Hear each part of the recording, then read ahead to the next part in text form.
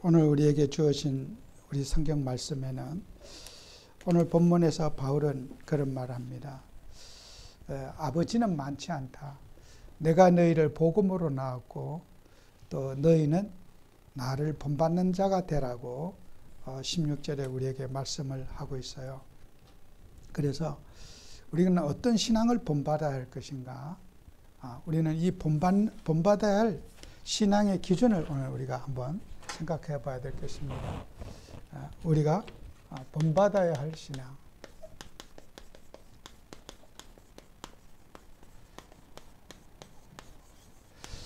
자, 그래서 우리가 신앙생활을 하면서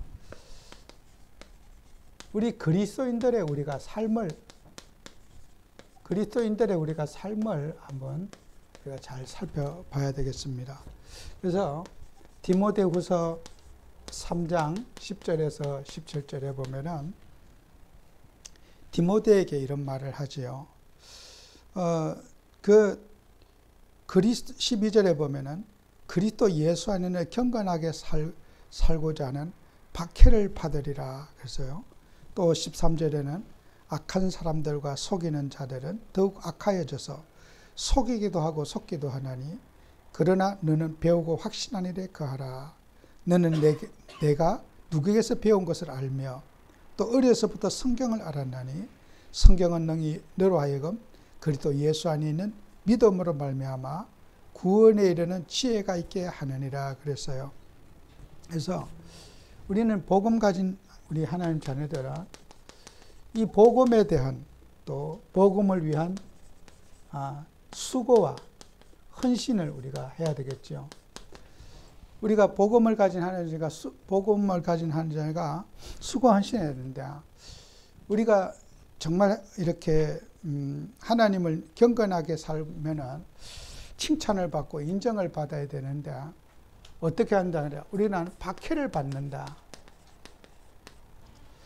우리가 복음을 위해서 수고하고 또 애쓰는데 칭찬해도 참 부족한데 사람들이 인정하지 않고 또 핍박을 우리가 하고 할 때 우리가 헌신하는 분들이 굉장히 마음이 아프지 않겠습니까?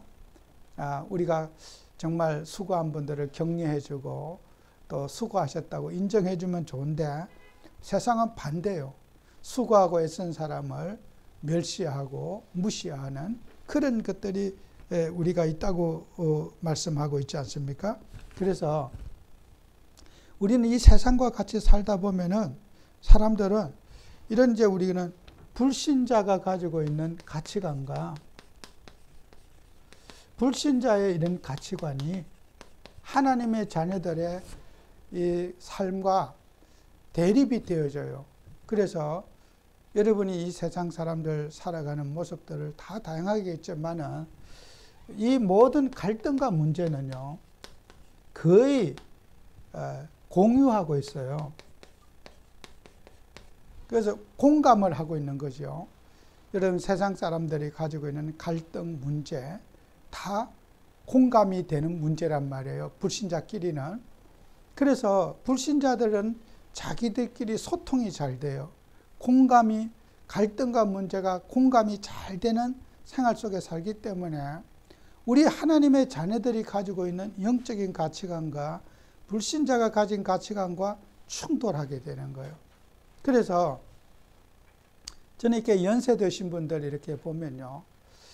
옛 얘기를 들으면 저는 제가 뭐 어떤 가정 얘기, 생활을 한 번도 한 적이 없는데 굉장히 얘기한 것보다 더 잘 알고 있어요. 어떻게 저렇게 잘 알고 있을까? 근데 내가 신기해요. 근데 왜 그런 줄 알아요? 나이를 들어오고 살아오신 분들은 경험이 있는 거예요. 내가 겪었던 일이 다른 사람에게도 비슷하게 겪기 때문에 자식에게 대한 갈등, 부부에 대한 갈등, 경제에 대한 갈등, 저 사람 이미지 닦고, 저 사람은 대충 어떤 사람이겠구나 하는 나이 드신 분들은요, 얼굴만 봐도 대개 이제 그 사람을 진단을 해요. 그 젊은 사람들도 나름대로 진단하겠지만은 연세가 많으신 분들은 사람을 보면은 저 사람은 어떻게 살았겠구나, 저 사람은 또 어떻겠구나 하는 성격적 진단을요, 나이가 드신 분들이 진단을 참 잘합니다. 그래서 우리가 나이 스들 왜요? 그만큼 인생 경험이 많기 때문에 그 경험은 내가 겪었던 경험은 다른 사람도 비슷하기 때문에 그렇게 어떤 그 삶에 대해서 잘 이해를 하고 공감하게 되는 거예요.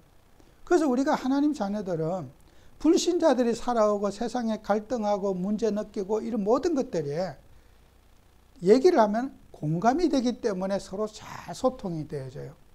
그런데 우리 하나님 자녀들이 살아가는 이 그리스도인들의 영적인 삶은 어떻게 합니까? 기도하고 성령인도 받으면서 살아가는 이 삶과는 충돌이 되어져요. 불신자가 우리가 말하는 말을 공감하기 어려워요.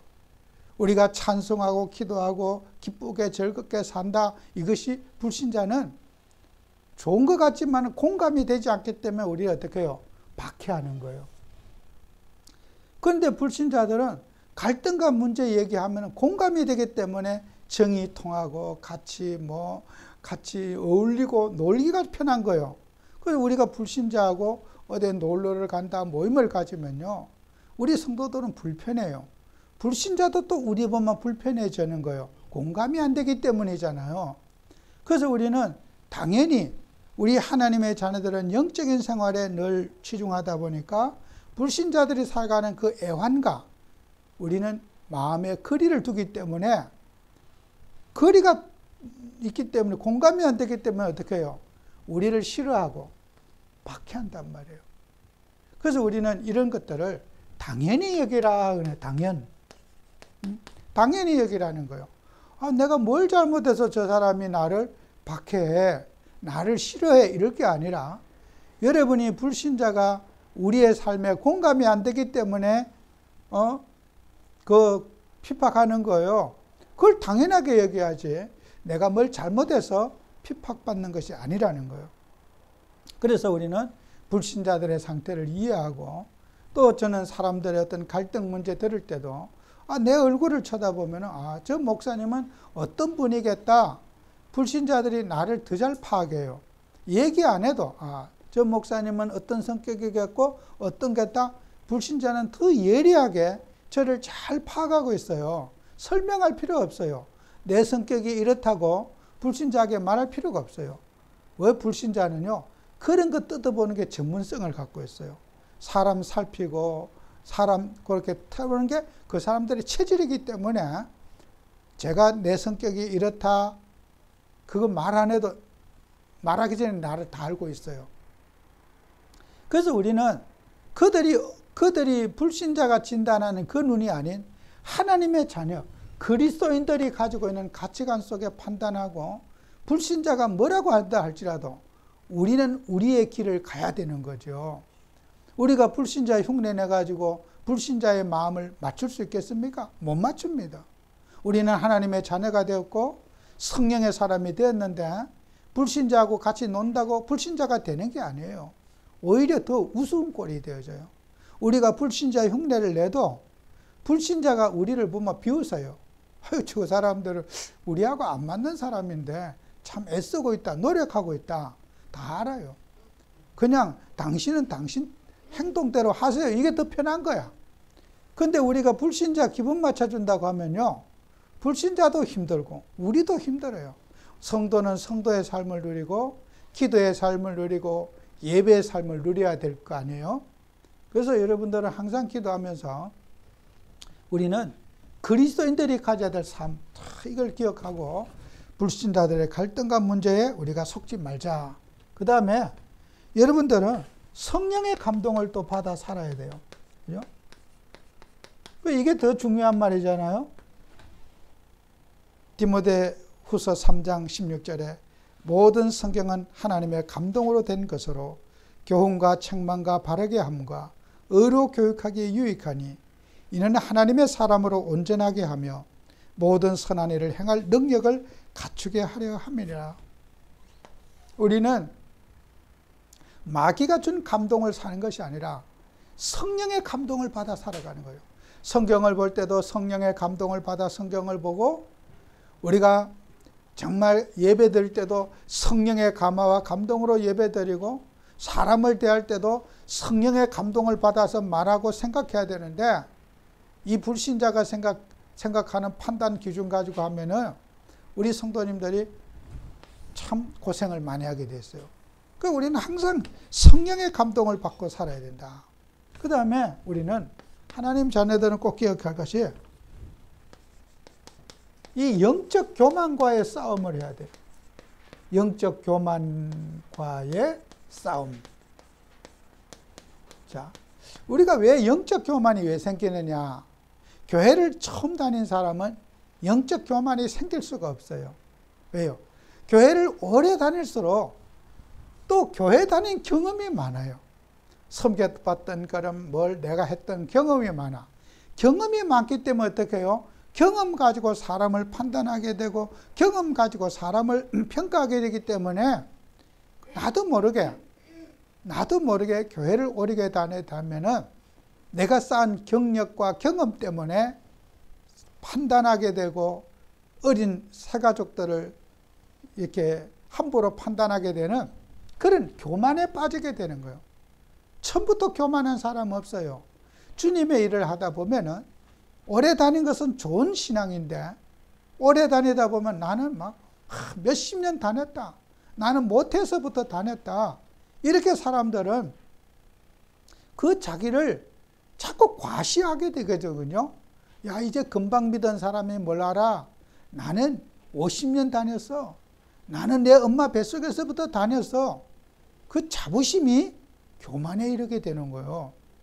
그 우리가 하나님 자녀들은 이 교만과의 싸움을 해야 돼요. 내가 예수를 아무리 오래 믿었더라도 내 경험과 가지고 우리가 새가족들을 좀 무시하거나 또 존중하지 않는 것이 있다면은 이거 회개해야 되거든요. 그래서 우리는 누구나 이런 문제가 빠질 수가 있거든요. 영적 교만에 우리가 빠질 수 있다는 거예요. 사도행전 19장 14절 20절에 이 사도행전 19장은 에베소 교회에 사도 바울이 전도한 일이에요. 그래서 에베소 교회에 전도를 하니까 이게 복음을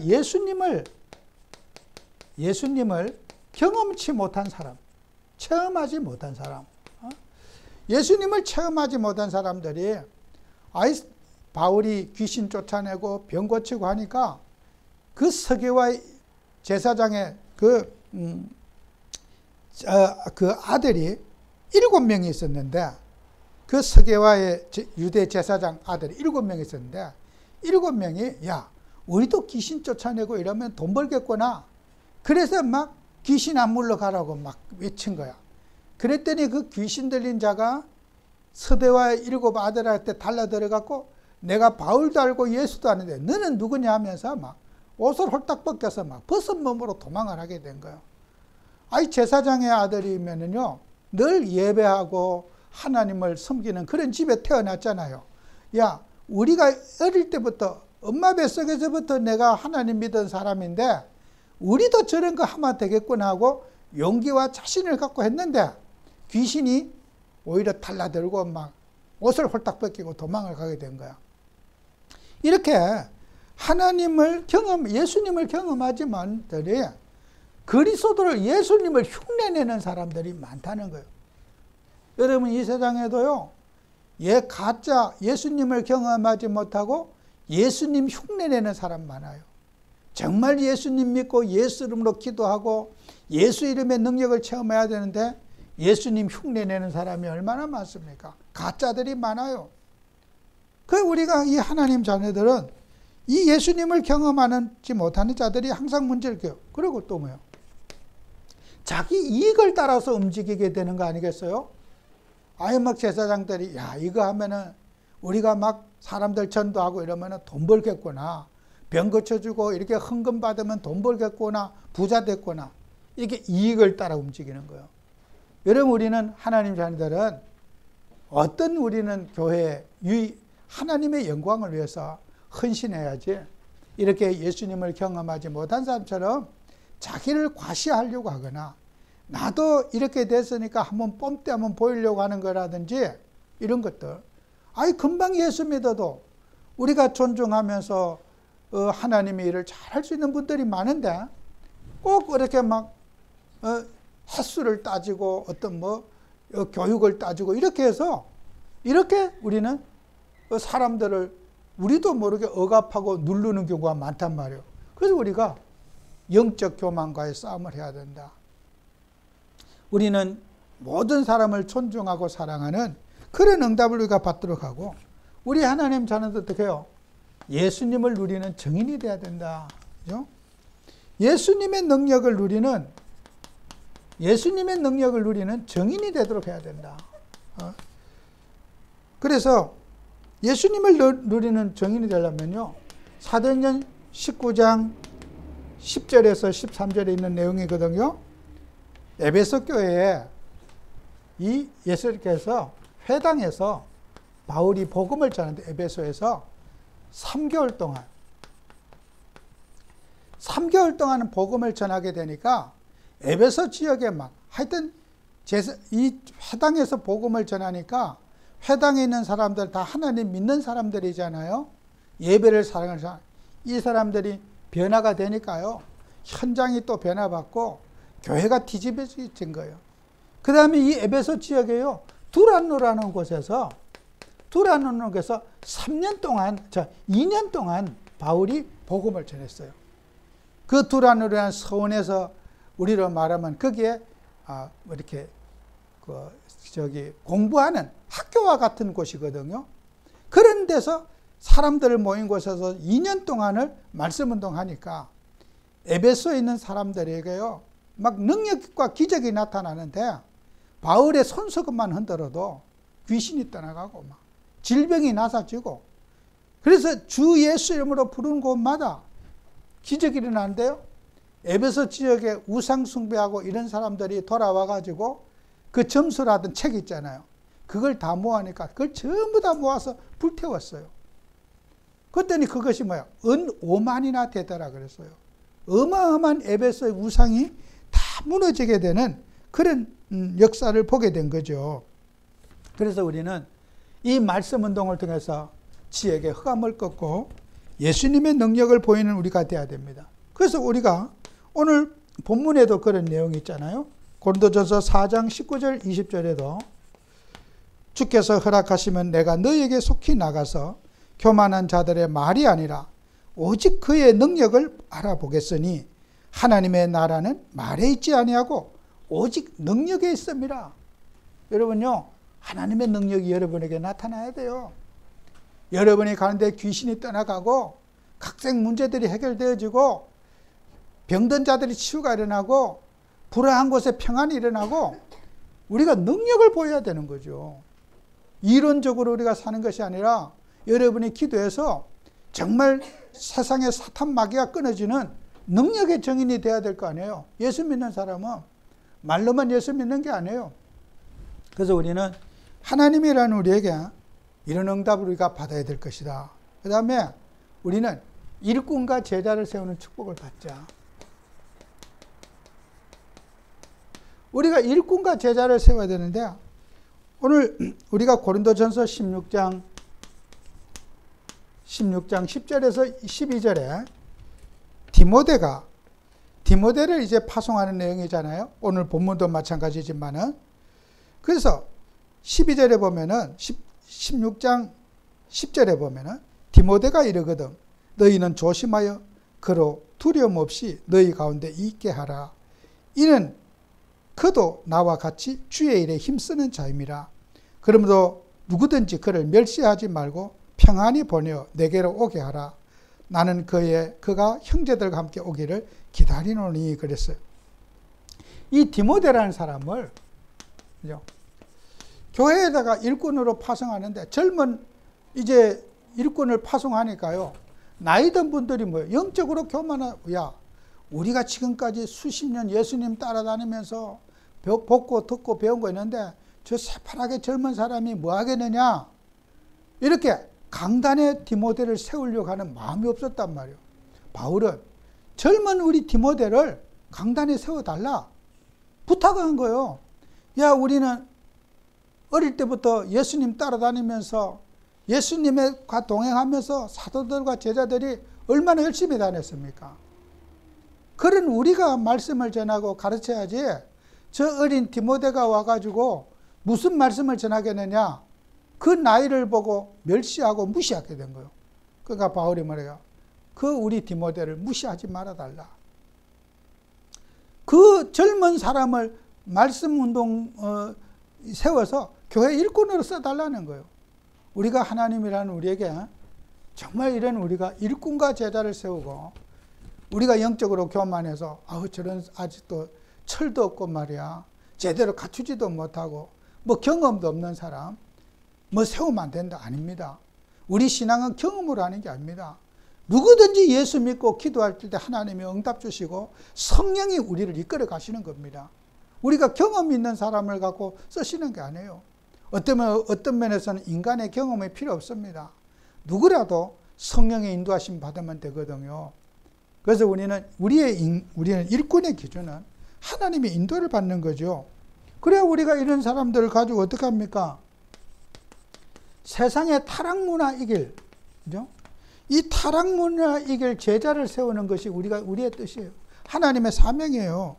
그래서 고린도전서 15장 32절 34절에 보면은 이 에베소 교회, 사도행전 19장에는 에베소 교회의 문제를 뭐냐? 바울은 뭐라고 하냐? 에베소에서 맹수와 더불어 싸웠던 내게 무엇이 유익이 있으려고 그랬어요.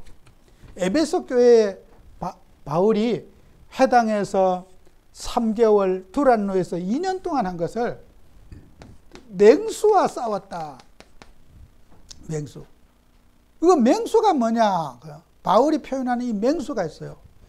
이 맹수는 뭐냐면요. 우리 에피큐리오스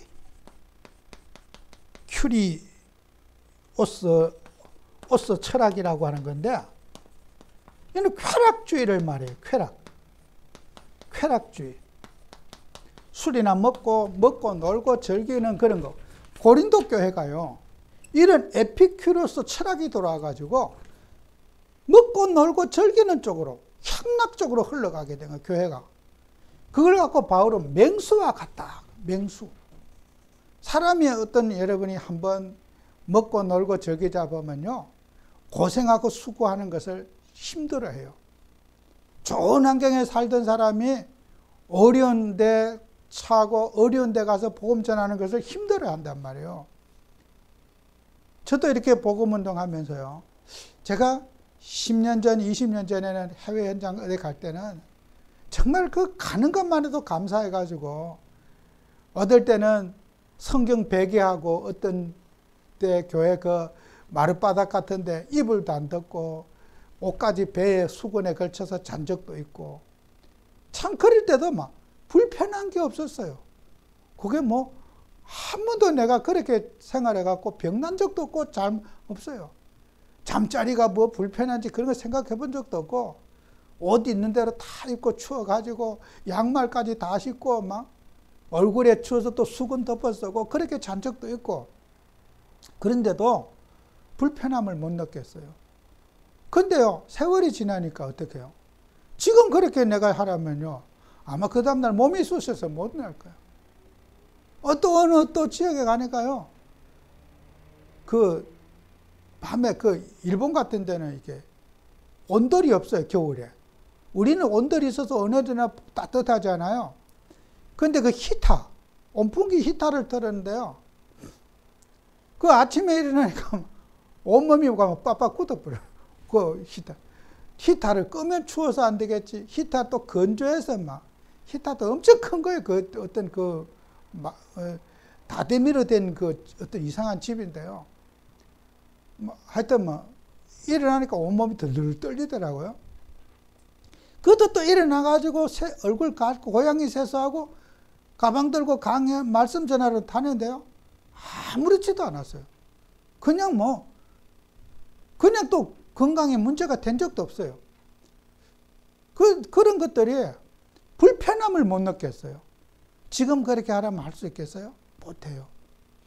우리가 하나님이라는 우리에게 항상 이렇게 복음 전하는데 이런 우리가 쉬운 거, 편한 거, 좋은 호텔에 자고 좋은 음식 먹고 하다 보면은 이렇게 우리가 헝그리 정신이 없어지는 거예요. 수고하고 애쓰고 복음 전하는 거 이런 것들이 없어지게 돼요. 정말 우리가 하나님이라는 우리에게 이런 우리가 타락 문화와 바울도 그렇게 말하거든요. 나도 먹을 권리가 있고 나도 누릴 권리가 있다. 나도 뭐 대우받을 권리가 있고 나도 쉴 권리가 있고 나도 있지만은 나는 이런 타락 문화에 젖어서 내 육신을 나약하게 만든 이런 일을 나는 겪지 않겠다고 고린도전서에서 자신에 대해서 강하게 얘기하는 거예요. 세상이 다 그렇게 가더라도 잘 먹고 잘 살아도 죄 짓는 것이 아니다. 하나님이 주신 것을 먹고 쓰는데 뭐가 죄 짓는 거냐. 그래서 나는 복음을 위해서 모든 것을 양보하고 희생하겠다. 이게 바울의 신앙이에요. 그리고 본인도 쉬고 싶고 힘든 일이 많지만은 그런 타락 문화는 맹수와 같은 거다. 한번 세상의 타락 문화에 길들여지고 편한 것에 길들여지면은 다시 이렇게 우리가 어렵고 힘든 환경에 전하기가 어렵다 하는 그런 바울은 맹수라고 그것을 표현하고 있어요. 그래서 우리가 이런 것들을 우리가 극복해야 되겠죠. 그 다음에 여러분과 저는 교회 살릴 일꾼이 돼요.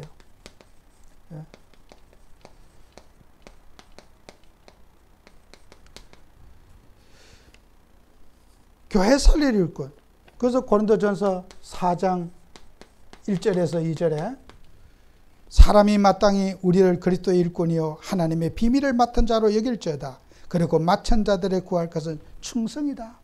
정말 우리가 교회에 충성하고 교회에 헌신하고 봉사하는 그런 우리가 정말 교회 세우는데 많은 분들이 마음을 쓰고 함께하는 그런 교회 살릴 제자를 우리가 세워야 되지 않겠습니까? 그리고 우리는 평신도 선교사의 사명을 갖는 우리는 모든 하나님의 자녀들이 이 평신도 선교사님만 선교하는 게 아니라 우리 모든 사람들이 선교하고 복음 전하는데 우리가 마음을 다해야 되죠. 고린도전서 4장 17절에 이로 말미암아 내가 주 안에서 사랑하고 신실한 아들 디모데를 너에게 보내느니 그가 너희로 하여금 그리스도 예수 안에서 나의 행사 곧 내가 각 교회에서 가르치는 것을 생각나게 하리라. 그죠? 각처 어떤 곳에든지 복음을 증거만 할 수만 있다면 하나님의 백성을 살릴 수만 있다면 이런 우리가 선교사의 마인드로 살아야 된다는 거예요. 우리 하나님 믿는 우리는 항상 기도하면서 우리가 이런 영적 교만에 이르지 않도록 우리는 아무리 하나님의 축복을 받아도 정말 우리는 이렇게 현장에 낮아지고 어려움 당하는 사람에게 항상 우리는 관심을 갖고 기도하면서 교회가 가야 될 방향, 우리는 어떤 누구든지 우리가 어렵고 힘들 때 타락하는 사람 없어요. 잘 먹고 살고 이럴 때 우리는 항상 우리가 나를 경계하고 또 우리는 대한민국이 이렇게 복음을 받고 잘 사는 국가가 된 것도 이건 하나님의 은혜 중에 우리가 한 게 아니에요. 선교사님들이 이 나라에 와가지고 상상도 할 수가 없지요. 미국 선교사님들이 와서 이 나라에 정말 그 키 크고 막 음식도 맞지 않고 복장도 맞지 않고 그런 열악한 환경에 와서 이 대한민국 사람들에게 복음 전하려고 오신 우리 선교사님들의 그 수고 때문에 우리가 이렇게 지금 잘 사는 거 아니에요. 그분들이 없었다면 우리가 이렇게 개화된 나라가 됐겠습니까? 그 선교사님의 덕분으로 우리가 이렇게 정말 편안하게 행복한 나라가 되었잖아요. 우리는 선교에 빚진 사람이 돼서는 안 되죠. 정말 좀 문명이 발달하지 못하고 억압되어 있고 고통받는 그 현장에 가서 우리가 정말 복음 전하고 섬김을 다하는 그것이 하나님의 뜻이 아니겠습니까? 그래서 우리는 항상 그런 마음으로 우리는 본받아야 할 신앙을 바르게 붙잡자. 쓸데없는 육신적인 거, 잘못된 누림을 우리가 전달해서 안 되고 정말 복음을 사랑하고 수고와 헌신을 다하는 그런 우리가 되도록 기도해야 될 것입니다. 기도합니다. 하나님 아버지, 우리에게 은혜를 주셔서 정말 우리는 복음을 위해서 수고하고 애쓰는 모든 것들이 불신자에게 인정받을 수 없는 일임을 압니다. 불신자가 정말 공감하지 못해서 우리를 핍박하고 힘들게 할지라도 감사함으로 우리가 현장에 달려가며 섬김을 다할 수 있도록 축복해 주시옵소서. 예수님 이름으로 기도합니다. 아멘.